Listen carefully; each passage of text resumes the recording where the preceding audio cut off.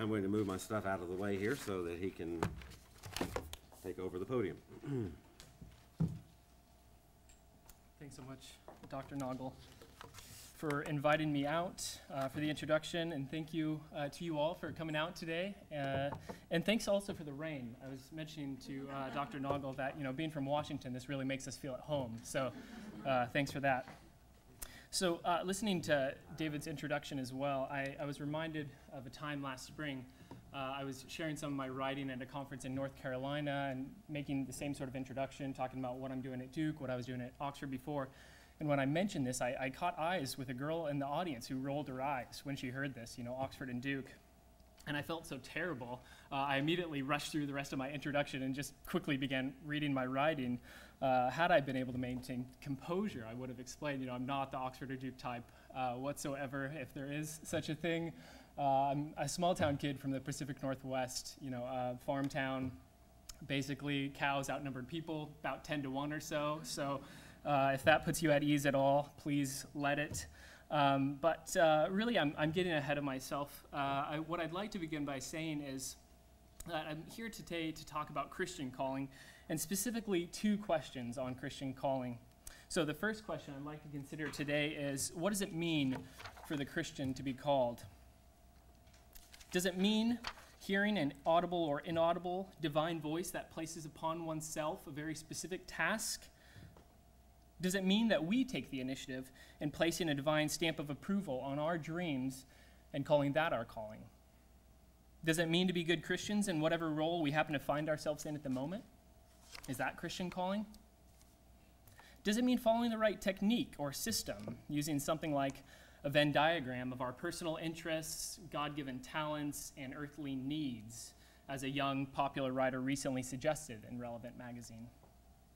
In regard to the question of what it means for the Christian to be called, I'd like to think Christologically about this question, which is to say, I'd like to ask what it means to be called by way of the person and work of Jesus Christ. And if we do that, I'd like to propose 3 conclusions for us. The first is that calling in the Christian sense cannot be the same as simply labeling our personal dreams or aspirations our calling. Secondly, I'd like to suggest that Christian calling must be fundamentally different from a non-Christian understanding of calling because of the person and work of Jesus Christ.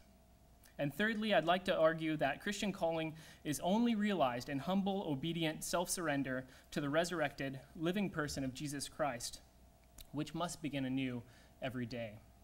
I might well have titled today's talk toward a Christian understanding of calling, but this is one of those rare times when C.S. Lewis is a bit sexier. The second question I'd like to consider today is, what does it look like to go? What does it look like to actually pursue God's calling? And this second question will be considered in the context of our own journey, my wife and I's journey of following what we believe to be God's calling on our life, and thus it will be heavily autobiographical in nature.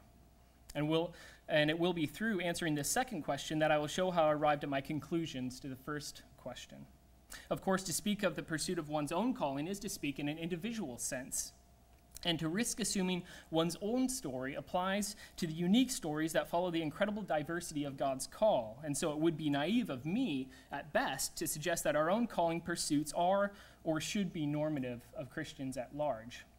However, I do believe there is a sense in which we can all see our own story in the honest stories of others' own pursuits. As Frederick Buechner suggests when he writes, "My story is important not because it is mine, God knows, but because if I tell it anything like right, the chances are you will recognize that in many ways it is also yours." It is precisely through these stories and all their particularity, as I've long believed and often said, that God makes himself known to each of us more powerfully and personally. Much of this story, I should also say up front, comes from a book manuscript I'm currently working on, in which my literary agent is speaking with publishers about on my behalf, and which is tentatively titled Called, My Journey to C.S. Lewis's House. Go and skip to the next slide now. And while I'd love to begin telling you about what it was like to first arrive in England, or even to live in C.S. Lewis's house, the thing is you'd completely misunderstand everything else I'm about to say if you didn't first realize studying theology at Oxford represents the complete opposite of everything I dreamt of as a child.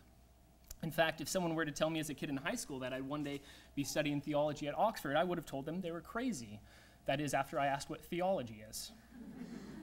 You see, after being born in Grand Prairie, not too far from here, I grew up in the far northwest corner of the United States. As the oldest of three in a single-parent household that always seemed to just barely get by, I grew up wanting two things out of life. The first of which is to avoid divorce at all costs, and secondly, to work as hard as I could in school to get a great job, whatever that meant, to provide for my family so they didn't have to grow up worrying about where the money was going to come from. This is what success looked like to me. And so at 24, I found all of my childhood dreams coming true. I had a great career at a marketing and PR firm where I was quickly climbing the ladder. I was also married to my high school sweetheart, Jen. Life was good for us at this point. We were looking at homes to buy, and we were preparing to settle down. It seemed like everything I had hoped for as a child was coming together, and yet somehow something was missing. Even though work was great, and even though we had a very comfortable home life, I couldn't help but shake the feeling that if I look back on my life some 50 years down the road, and really all I could say is that my work helped other companies become more profitable, I would feel like I'd missed the point. And it was at this point that I began feeling as though I was supposed to somehow combine my work and communications with my Christian faith, even though I didn't actually know what that meant. Without realizing it, however, I became to realize that I had already begun this work. While I spent my days writing and speaking on behalf of my clients, I spent much of my free time reading and writing on theology. I would write about questions I had on the Christian faith and how I saw them playing out in the context of everyday life experiences. And it wasn't long before I looked around and realized I didn't know anyone else working in PR and writing about theology. And I couldn't help but wonder what that might mean. And it is here that I should probably say something about why I was spending my free time writing and reading about theology, which involves an introduction to my experience with the writing of C.S. Lewis. So at this point, I'll go ahead and read a brief excerpt from the prologue of Called. From a young age, I found the Christian story to be beautiful, the story of God entering the story of our world, to lay down his life, to make right not only the brokenness of our relationship with him, but the brokenness inside each one of us as well. It was quite possibly the most beautiful story I have ever heard. But there is a difference between thinking something is beautiful and thinking something is true. C.S. Lewis helped me realize the Christian story is both. I remember sitting there under the light of my desk lamp in my grandparents' basement where I lived as a sophomore in college, in my cold room on a late December night. I remember reading the pages of Lewis's Mere Christianity and coming to the realization, it sounds so funny to admit, that this Jesus was a real man, with real air in his real lungs and real blood flowing through his real veins. Lewis's writing made me realize that maybe this beautiful story really did happen once. Maybe, just this once, the veil was pulled back and we were all granted a glimpse of the unspeakable mystery. Maybe the unspeakable really had become speakable. The untouchable, touchable. Most importantly, C.S. Lewis helped me realize the words Jesus spoke had massive implications for my own life. In Mere Christianity, Lewis put his arm around my shoulder and said, "You don't have to feel like a fool for believing this." And that was the first time I ever felt that way. You see, Lewis had taken a logical approach to dig through the beliefs of the Christian faith, using analogies and reason to talk about things like whether Christ was just a man or something more. And that approach was so foreign to me. As I read through his pages, I found myself encouraged that I didn't have to leave my reasoning at the door to consider the beliefs of the Christian faith. In fact, I felt like he encouraged me to dig into the faith in a way I never had before that night. For even though he and I never met, and even though he passed away more than 30 years before I was born, C.S. Lewis is the one who put my hand in the hand of our Lord's and said with a smile, "Go for it. Go the whole way and don't feel like you have to apologize." It was there in the dim stillness of my grandparents' basement late one evening that I put both feet into this Christian tradition for the first time in my life, with Lewis's words encouraging me, pulling me along, inciting me to come the whole way and to not look back. Though no one knew it, and even though no one would have noticed it, even if they were standing there looking on at this scene, this Christian story became real to me in a way it never had before, changing the entire direction of my life, though even I did not realize it at the time. So here I was, a 24-year-old enjoying the kind of security and marriage I'd always dreamt of as a child, and yet desperately feeling as though I had missed the point. It was around this time that I began thinking about returning to school. I began to reflect on how Lewis's words had inspired me to take seriously my Christian faith in a way I never had before, and I began to think that maybe with a bit of theological studies, I could help do the same for others. And so I shared this with Jen, my wife. I told her how I'd love to combine my writing with a theological education to write for the general public. And to my surprise, she told me she thought that was a great idea. When I shared with her for the first time my dream of studying at Oxford and following in C.S. Lewis's footsteps, which was something I hadn't shared with anyone before, she told me she thought I should go for it. We prayed over this for some time, had many conversations with friends, mentors, and family, and we ultimately did decide to go for it. We decided I'd apply to Oxford, and if I was accepted, we'd take that to mean this was something that God was calling us to. If not, well, then we'd take that to mean we were right where we were supposed to be. And so that fall, I spent about 3 months putting together my application, writing essays, sitting through phone interviews, and then on Christmas Eve, I was stunned when I opened the letter informing me I had been offered a spot to study Oxford the following year. We informed our families and friends, and then later on we informed our employers. We liquidated our retirement accounts in the worst economy since the Great Depression, and I left my office with a banker's box in my hands and tears in my eyes.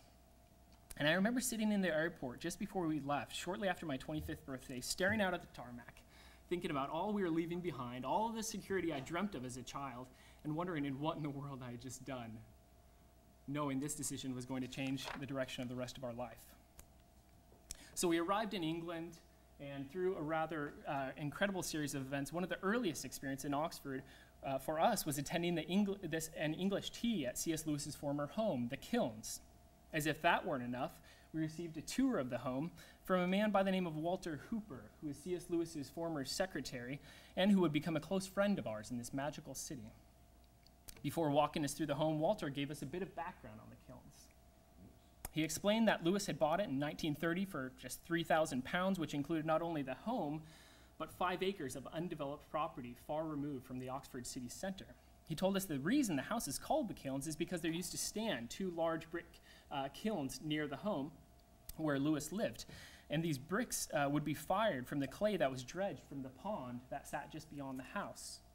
And this pond, he told us, is where C.S. Lewis used to love to swim and to punt, which, by the way, does not mean kicking a football, but boating. And he told us that Lewis was an avid swimmer, which I didn't know before my time in Oxford. Walter then showed us around inside the home, telling us stories along the way. We were told that when Lewis lived in the home, there were books stacked everywhere, not just on the floor-to-ceiling bookshelves, but down the hallway, up the staircase, books on top of books on top of books. Lewis was described as the most well-read man in England during his life, so perhaps it's no surprise. Lewis himself used to joke that the house was literally held up by books and cobwebs. But one of my favorite stories that Walter shared with us was from his first time meeting C.S. Lewis. And so for those of you who don't know, Walter Hooper is actually American. He was teaching English in the States for many years before he actually went over and met Lewis for the first time. And when he finally did make it to England, he was told to arrive early because the Kilns was very difficult to find. And so he did. Even though his meeting with C.S. Lewis was on Monday, he showed up on Friday because he wanted to make sure not to miss his meeting. And so he went to the front door thinking, maybe he'll be home, maybe he'll meet with me. If not, I'll just come back on Monday. So he knocks on the front door, waits a few moments, and sure enough, who opens the door but C.S. Lewis? He invites Walter Hooper in, invites him to have a sit in the common room where they began catching up first over 1 pot of tea, then over a 2nd pot of tea, and then after that 3rd pot of tea, Walter describes himself as becoming increasingly uncomfortable and having to ask where the bathroom is. And so at this point, C.S. Lewis says, of course, I'll show you where the bathroom is. He gets up, leads Walter Hooper down the hallway. He opens up a wardrobe door, pulls out 3 towels and a bar of soap, and then leads Walter to a room at the end of the hallway and closes Walter in this room. Now Walter is left standing in the room holding 3 towels and a bar of soap with just a bathtub and a sink, and desperately needing to use a toilet. And so he's wondering to himself, how in the world am I going to explain to C.S. Lewis this terrible mistake that has just been made, right? Walter asks for a bathroom as an American. C.S. Lewis says, oh, okay, I'll show you where the bathroom is. So nervously, Walter Hooper wanders back to the common room, still very nervous about how he's going to explain this terrible mishap. And he finds C.S. Lewis seated in the common room with this big grin on his face. And so, he's sort of saying, what? I don't actually need a bath, but I do need a toilet. And C.S. Lewis's response was, aha, well, that will cure you of those useless American euphemisms. Now let's begin again. To where would you like to go? After our tour of the Kilns, we enjoyed a wonderful tea in the dining room where Professor Debbie Higgins, who's the warden at the Kilns, she directs the house, prepared a full English tea for us to enjoy, complete with homemade scones, jams, cookies, even Turkish delight, which she promised was safe for us to enjoy. I sat next to Walter, and we spent much of the time talking about our appreciation for Lewis's writing. And it was at this point that my friend Steve, who was visiting us at the time from the States, mentioned to Walter that I was quite the writer myself. He told Walter he had self-published my writing as a birthday present for me before I had left for my 25th birthday. This, by the way, was a compilation of the writing I was doing while still working in PR, addressing the questions I had on the Christian faith in the context of everyday life experiences. And Walter, to my surprise, told me he'd love to read it. I realized at that point I actually had this very worn-out copy in my bag with me, so fighting off the voice in my head that asked, "What in the world are you thinking?" I gave Walter a copy, still very nervous about what his response might be. And I ended up hearing back from Walter shortly after our afternoon at the Kilns, and he invited Jen and I over to his home for tea. He told me he had read my book, and he very much enjoyed it. He told me that I needed to try and get it published, which astonished me. He even went so far as to write a blurb for me to go ahead and start a conversation with some publishers. As you can imagine, I was thrilled. I began trying to get some momentum from this, and I actually ended up getting in touch with the editor-in-chief of one of the largest Christian book publishers in the country. He asked if I had a manuscript. I said absolutely and forwarded it on to him. He got back to me a short while later, told me he had read and enjoyed it, and he was passing along to a senior acquisitions editor. It all happened so quickly, I really had no idea how it all come together. We returned to the States that Christmas to spend the holidays with our family. And when we returned to Oxford in the new year, Jen actually started looking for a job. She gave herself a few days to sort of settle in from the jet lag, and she said, "This Monday I'm going to start my job search." And on that same Monday, I received a phone call from Debbie Higgins at the Kilns. Debbie asked me if I might be willing to help out by giving tours at the Kilns because they needed some extra help. And I remember specifically waiting for the catch, like they were going to ask for our first unborn child or something in return. And when she told me there was no catch and that they were actually going to pay me for this, I said, "Yes, please sign me up for that job." She went on to say that she was actually looking for an administrative assistant and asked if Jen might be interested in this. And that's when I laughed out loud. I said, "Debbie, this is the day Jen was actually going to start her job search, and she had no idea where she was going to start." Debbie told me she had been praying over these needs and that Jen and I had come to mind, even though we really hadn't talked but once or twice since our initial tea at the Kilns several months earlier. But this was but one of many times in which our needs were met in ways we could not have imagined. But that spring was a difficult season, and after such a pleasant arrival in Oxford, I wasn't expecting it. We were traveling around Europe with Jen's parents during my spring break, and we were in Paris when the email came. It was from the acquisitions editor from this major Christian book publisher, and she was writing to tell me that their team had really enjoyed my writing, but that unfortunately they were unable to move forward on this particular project. And I was crushed, not because I was ever planning on getting this far, but because it had gone so smoothly. I really hadn't planned on it not going through. And I began to wonder what that meant. Specifically, I began to doubt my calling, wonder if this was actually what we were called to do at all. We returned to Oxford after our vacation, and I wrote Walter to update him on the situation. I didn't know how he would respond, but I was encouraged when he told me to keep my head up. He told me even Tolkien's Lord of the Rings was rejected before it was finally picked up. He reminded me that Lewis struggled to get his writing to a wide audience for years, and that it wasn't until after his Christian conversion in his early 30s that he ever began to find true success in his writing. And so Walter told me to keep at it, and I did. I got in touch with an author friend of mine, and he encouraged me to try to sign with a literary agent who could help me with this process, and so that's what I did. But that's not the only challenge we ran into our first spring in Oxford. We found out the family who owned the apartment where we were living, which just happened to be directly across the street from where Tolkien's Lord of the Rings was written, would need the apartment for their parents the following year, and that we would need to find another place to live.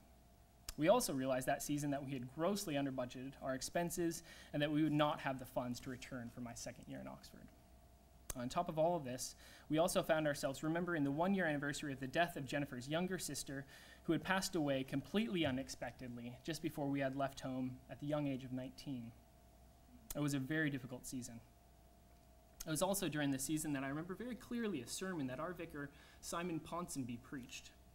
He had been going through a series on the book of Romans at the time, but just moments before he got up to preach, he told us he had been led by the Spirit to preach on a very different topic, which someone in the audience needed to hear.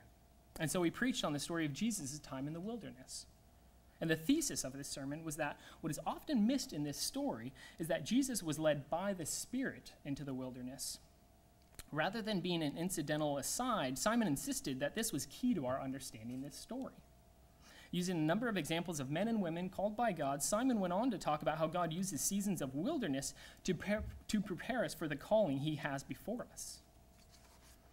I followed up with Simon shortly after he gave this message to thank him for it and explain how terribly timely it was for Jen and I. And it was on a walk around Christchurch Meadow that Simon said to me, God has a calling on your life, Ryan, and it is being equipped here. And whilst there will be some joy and delight in pursuing that, experience shows it will be contested at various levels. You have to get this degree, he said, to do what you want to do, and this is a great place to get it. But I think you'll realize afterward that God brought you here for more than just a degree. He's teaching you both through all of this, and you might not know how until much later. So it was a difficult end to what had been an incredible year, and we left not knowing whether we'd even be able to return. It was during my first week back in the States that summer that someone contacted me and said he'd like to meet with me in person. And so I did. He told me he was familiar with our story, though you should know he was not aware of our need. Not even our family was at this point. And he told me he wanted to let me know that we... Great, thank you. He wanted to let me know that we didn't have to worry about tuition for a second year at Oxford, that he wanted to take care of it for us as an anonymous supporter. And it was one of those rare experiences where you literally find your hair standing on end. I immediately began tearing up as I tried to explain how much this meant. I shared this news with Jen, and she was just as much in disbelief as I was. But even with the support that would make our return to Oxford possible, we still had no idea where we would be living. And try as we might, we were unable to find anything in our price range that was even remotely close to school. In fact, it was only a few weeks before we were set to arrive to Oxford that we didn't know where we would be living. And it was at this point, just 2 weeks before we left, that I received an email from Debbie, warden at the Kilns, asking if we might be interested in renting a room at the house that year. And once again, I found myself just waiting for the catch. But there was no catch, and we told Debbie we would love to. So that fall, we moved into the Kilns. We had a great time settling into our new life at the Kilns, where we lived in... Did I just mess it up? I think that maybe... Oh. Hey. That's unfortunate. This is where we moved in. This is C.S. Lewis's brother's old rooms. We loved our housemates, Debbie and another scholar in residence by the name of Jonathan. We also enjoyed meeting the part-time residents who would come for visits, usually professors on sabbatical who are working on a project of some sort. One of those visitors was a professor of philosophy from Dallas who had written a book that was selected as Book of the Year by Christianity Today a few years earlier. He was friends with John Foreman of the band Switchfoot, and we very nearly managed to get the band to come by the house and play a private show for us, but unfortunately it didn't work out with their schedule. Fortunately, he and I managed to stay in touch and became good friends. Shortly after returning to Oxford, I heard from my literary agent, who I'd been working with over the summer to revise this manuscript and resend it out to more publishers. She told me that this manuscript had been well received, and that there was another publisher who was very interested in speaking with me about it. So we set up a time for a Skype call, and I ended up talking with them for nearly an hour and a half. I left the call feeling very good about things, and they told me I could expect to hear back from them in just a few weeks with their decision. We celebrated Thanksgiving at the Kilns that year, which should have a picture up here. And it was the night before Thanksgiving that Jen and I found ourselves in the kitchen working on preparations for the next day's meal when an email came through. It was the publisher that I'd been speaking with, and they were writing to tell me that as much as they enjoyed meeting me, as much as they liked my manuscript, they too were unfortunately unable to move forward on this project. And so once again, I found myself taken aback and wondering all over again what this meant for my calling. We returned home for Christmas again that year, and we received some incredible news. We found out we were expecting our first child. We were both thrilled at this news, but along with the joy came a very difficult season. Jen, my wife, suddenly became very ill. She's unable to keep any food down. She immediately lost 20 pounds, and she wasn't able to return to Oxford with me. So what we did is we changed her ticket to an open return ticket, hoping she would be able to join me once she was feeling better. But as difficult as our first spring in Oxford was, my second spring was even more difficult. It was our first pregnancy. I hadn't seen my wife in months, and with each passing month, my faith in Jen eventually joining me in England grew more and more dim. In addition, I was preparing for exams nearly around the clock at this point. For those unfamiliar with Oxford's educational system, the Oxford degree is based entirely on your performance on your final exams, which are cumulative and which come only at the end of your degree. And so I was studying around the clock at this point, putting in 17-hour study days, 6 days a week with a half day on Sundays. I was talking very little with anyone. I was feeling incredibly anxious about doing well on my exams. And to top it all off, I continued to receive a steady stream of rejection letters on my manuscript. I found myself at this point doubting my call on an almost daily basis. In my last term of studies at Oxford, just a few weeks away from my final exams, I had the privilege of hosting Douglas Gresham at the Oxford C.S. Lewis Society, where I was then serving as president. For those of you who don't know, Douglas Gresham is C.S. Lewis's stepson. He's written a book about his memories of Lewis. He's also been the producer of the recent Chronicles of Narnia films. And after his talk at the society, I walked Douglas back to his hotel. I thanked him for coming, for sharing what were some very painful personal experiences. You see, in just a few years, Douglas not only lost his mother, Joy, he also lost his stepfather, C.S. Lewis. Everyone close to me, as he described it. And so I thanked Douglas for what must have been a very difficult talk, emphasizing how much it meant to all of us there that night. And I remember him telling me that he believes it is our duty to share such difficult experiences, as very often doing so can help others in their own journey. And then after several months of round-the-clock preparation, it finally came time for exams. I sat a total of 7 3-hour handwritten exams in just 6 days. Halfway through, I could no longer feel my thumb, my forefinger. I couldn't even remember the exam I had just taken when asked by a friend afterward. It was a horrendous experience. I've never seen so many anxious people in my life. I've never been so anxious myself. But then I sat my last exam, and putting the period at the end of my final sentence and my time in Oxford, I remembered a quote from Lewis that I had never before understood until this point. The proper rewards, he writes, are not simply tacked onto the activity for which they are given, but are the activity itself in consummation. So I said my goodbyes to Oxford and to the kilns, to all the people I'd come to know and love there, and I returned to the States. On the one hand, I was thrilled to be back to see my now very pregnant wife again after 6 months apart, and to feel my baby girl kick for the first time. On the other hand, I was also really struggling about returning home without a book deal. I felt like a failure because of this, and I wondered what this possibly meant for our calling. At this point, I'll go ahead and read some brief excerpts from the conclusion of Called, with some notes and some comments along the way. When I was in Oxford and the doors continued to close on how I thought things were supposed to go, I would often doubt whether I had been called at all. When we were in Paris and I received the email telling me my manuscript didn't have enough of a hook, when we were preparing for Thanksgiving dinner at the kilns and I received the email telling me they were going to have to pass, when I heard back from publisher after publisher saying thanks, but no thanks, I felt as though I had failed. I felt as though maybe this whole journey was a failure. Maybe we were never supposed to have left home in the first place, I would think to myself in the quiet of the night, staring up at the ceiling in the dark. Maybe we weren't actually called at all. At some point on our journey, I began to believe being called means being clear on where one is being called. And I began to hold quite specific expectations for what our journey should look like. But I'm not so sure that's right. Jesus never seems interested in merely satisfying our expectations. The people of Jesus' day expected a powerful political ruler of a Messiah. What they received was a slaughtered lamb. Jesus always surprises us, I remember Tim Keller saying during a series of lectures he gave in Oxford, but he surprises us in good ways. So it was only after finishing my time in Oxford and reflecting back on this experience that I began to realize that maybe this journey wasn't actually about Oxford at all. To read for you again, it was only after returning to life in the States that I began to realize our journey to Oxford actually had less to do with Oxford per se than with what it looks like to follow God's calling. This journey, I would come to realize, had little to do with Oxford in and of itself, apart from the fact that it just happens to be the place where God taught me what it means to follow, to say yes. It was only after I left Oxford that I realized much of my journey had been, at its root, the pursuit of an idol. While I had left certain we had been called to leave home in pursuit of where God was leading, somewhere along the way I got a very specific idea of what that was supposed to look like. And instead of letting God lead, I began letting my own vision lead. You may pursue an idol by remaining precisely where you are, locked to your safe, comfortable chair by fear of what it might look like to take that first step out in faith.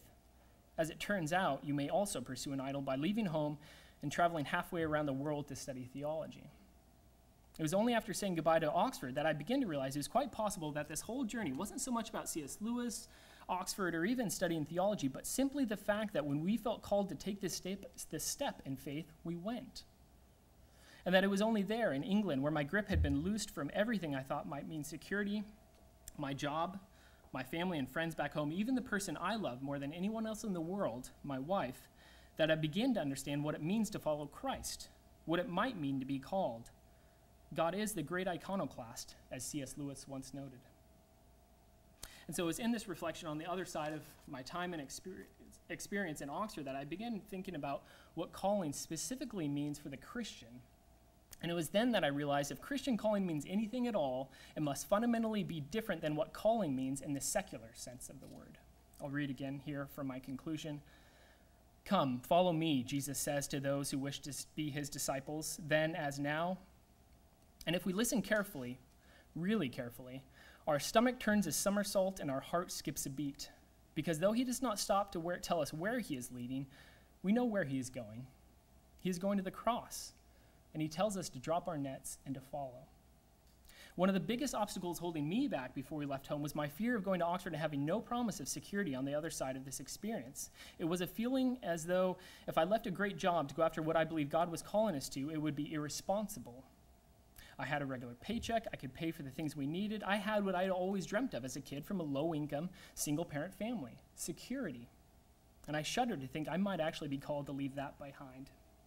To me, that felt irresponsible. The truth is, it was only after I took that first step that I realized any provisions we had did not ultimately come from me at all, but only from him.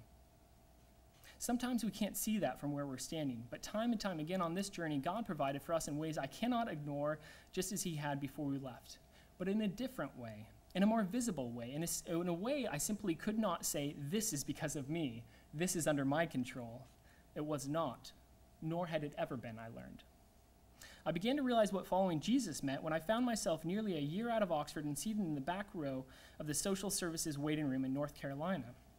I sat there beside my wife and our baby girl with my neck craned back and my head resting against the red brick wall, looking around the room. The small waiting room was old and worn, it smelled musty, and it was sprinkled with other people, all waiting to be seen. And it was while sitting there that I realized it was unlikely we would have ever found ourselves here were it not for feeling called on this journey. It is not likely we ever would have found ourselves in this place had we not let go of all the security I had been chasing my entire life and said, okay, I'll go. In a strange way, it was only there in this quiet waiting room, quiet from humility and eyes boring holes into the carpet, that I realized this is what it means for me to be called. This is what it means for me to follow the resurrected, living person of Christ. Because it was only there with my wife and baby girl sitting next to me, representing the very reality that had always meant my greatest nightmare, that I properly understood for the first time what this journey had meant.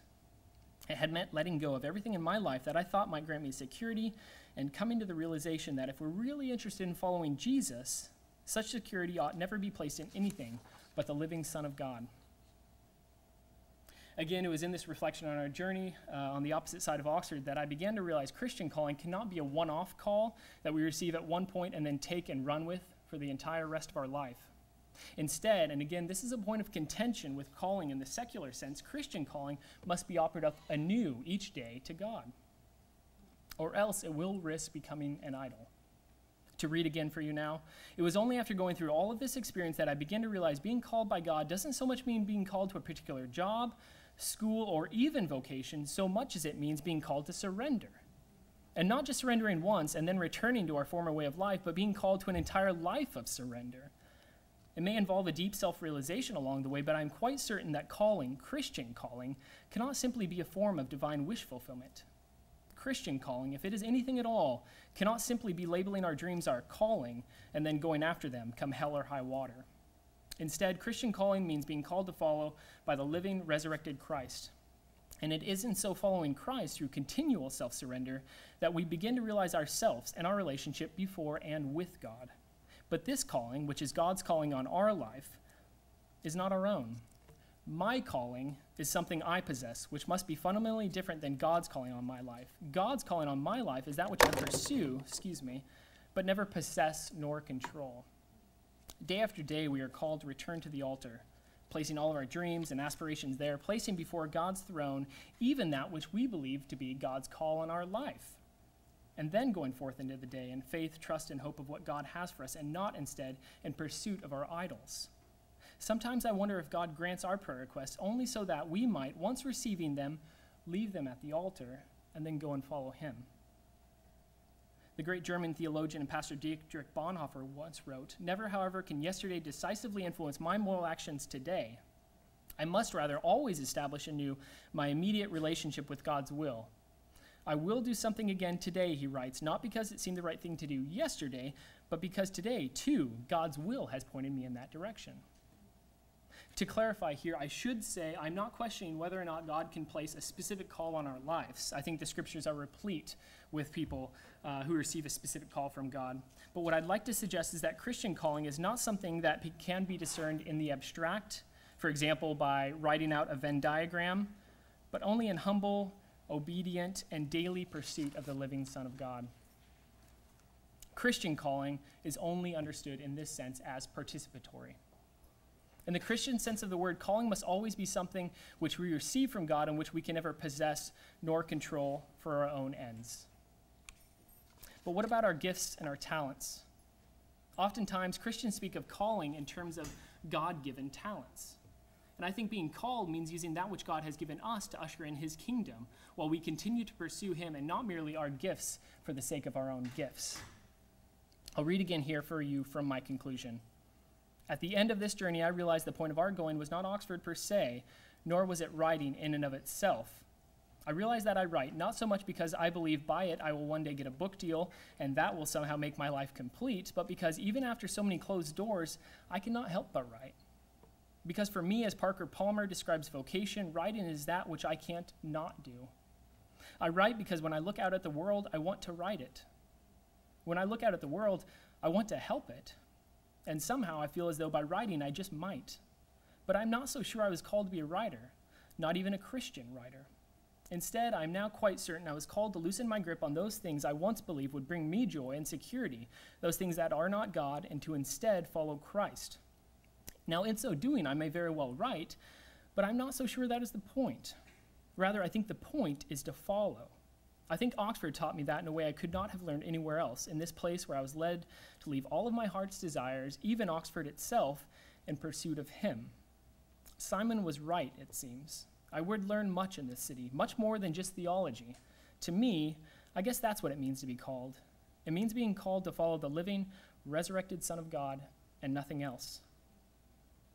The thing about our experience of pursuing God's call is that before we left, I could not have imagined either the peaks nor the valleys we would experience along the way.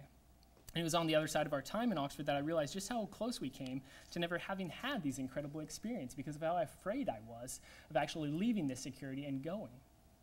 And yet, even amongst the valleys in this journey, many of which I've shared with you, and which meant nothing short of my greatest nightmares, what I have found in this experience is that I wouldn't have it any other way. And so I'll conclude today with just one final reading.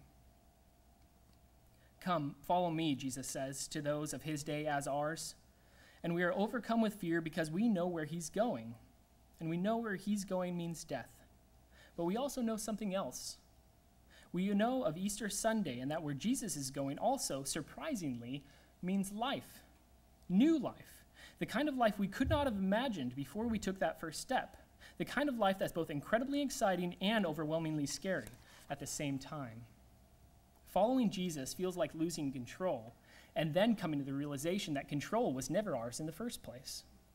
I once heard the theologian Stanley Hauerwas tell a room full of divinity school students waiting to graduate, to love the Lord means to give up control, to lose oneself, to feel out of control, to remind you, you are not your own. It is a scary life following the living Son of God because it means giving up control. And yet somehow through all of the ups and downs, it means the kind of life we cannot imagine saying no to. Not once we have said yes. Not really. Not even on our worst days. The kind of life God wants to give us can only be found in following him precisely because it is his life.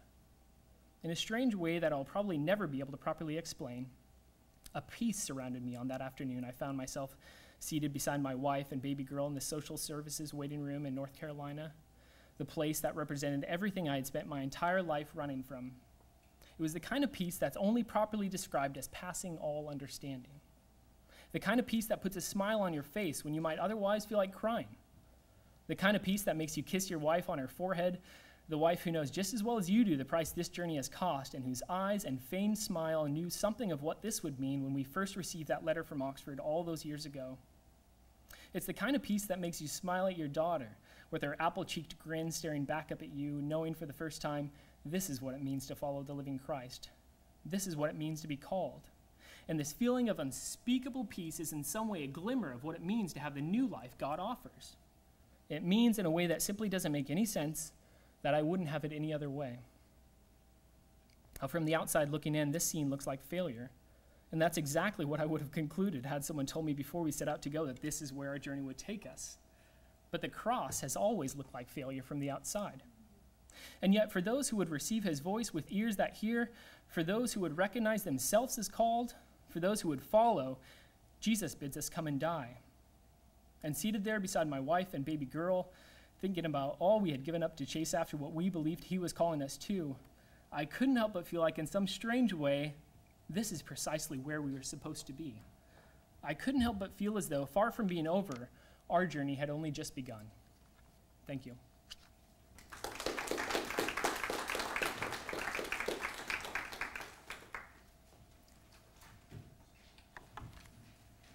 You know, we actually have about 3 minutes. Would you like to take a question? Okay, sure. Yeah, thanks for sticking around, guys. I'm sorry about the tight schedule for everyone. Thank you. Yeah, sure. If there are any questions, I'd be happy to take any. Sorry if I didn't talk enough about C.S. Lewis for those who came out specifically for Lewis. So you have a book called Call? Yeah, so I have the manuscript finished, and that proposal has gone out to publishers. So my literary agent is working on that right now on my behalf. So trying not to think about it while I focus on school, but that's pretty tough. And you're in school at Yeah, so I'm currently in my second year at Duke on my master's in theology there. Yeah. And as David mentioned, if you're interested, I have just a handful of copies of the book that my friend self-published for me. Feel free to grab one. Sorry there's not more. I just literally threw them on my bag before we left home. I can send some more copies if anyone wants. Bet you want one now. Any other questions? I'm interested in the idea of calling and your experience with it as it relates to sanctification. It seems like what you were going through. First of all, I love the entire presentation. Thank you. But what your rector was saying about the Spirit led them into the wilderness. Yeah. And you, in many ways, several times have been led into the wilderness while pursuing your calling. Can you talk a little bit more about just that sanctifying process of following? Yeah, it's a fantastic way to put it. I think the trouble is that we tend to think of calling in one sense, which is one thing I'm trying to address with this project, you know, in terms of vocation, professional pursuits. And I think in terms of Christian calling, Jesus has very different ideas about what that looks like. And really it's only understood in terms of following him.